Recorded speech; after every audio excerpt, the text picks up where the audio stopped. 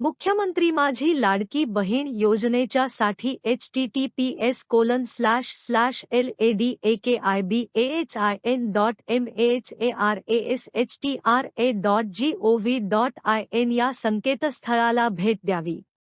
मुखपृष्ठावर असलेल्या बॅनरवर क्लिक केल्यावर ई-फॉर्म उघडेल.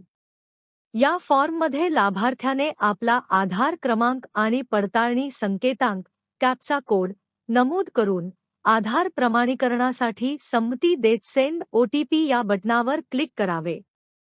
त्यानंतर लाभार्थ्याच्या आधार लिंक मोबाईल क्रमांकावर ओटीपी येईल. हा ओटीपी टाकून सबमिट बटणावर क्लिक करावे. जर आधीच पूर्ण झाली असेल तर आधीच पूर्ण झाली आहे असा संदेश दिसेल. जर पूर्ण झाली नसेल तर आधार क्रमांक मुख्यमंत्री माझी लाडकी बहीण योजनेच्या पात्र यादीत आहे की नाही हे तपासले जाईल. जर आधार क्रमांक पात्र यादीत असेल तर पुढील टप्प्याला जाता येईल. यानंतर लाभार्थ्याने पती किंवा वडिलांचा आधार क्रमांक तसेच पडताळणी संकेतांक कॅप्चा कोड नमूद करावा. संमती दर्शवून सेंड ओटीपी वर क्लिक करावे. ओटीपी संबंधित मोबाईलवर प्राप्त झाल्यावर तो टाकून सबमिट बटणावर क्लिक करावा.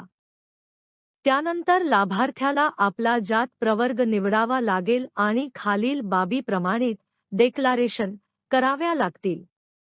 1. माझ्या कुटुंबातील सदस्य नियमित कायम कर्मचारी म्हणून शासकीय विभाग उपक्रम मंडळ भारत सरकार किंवा राज्य शासनाच्या स्थानिक संस्थेत कार्यरत नाहीत किंवा सेवानिवृत्तीनंतर निवृत्तीवेतन घेत नाहीत.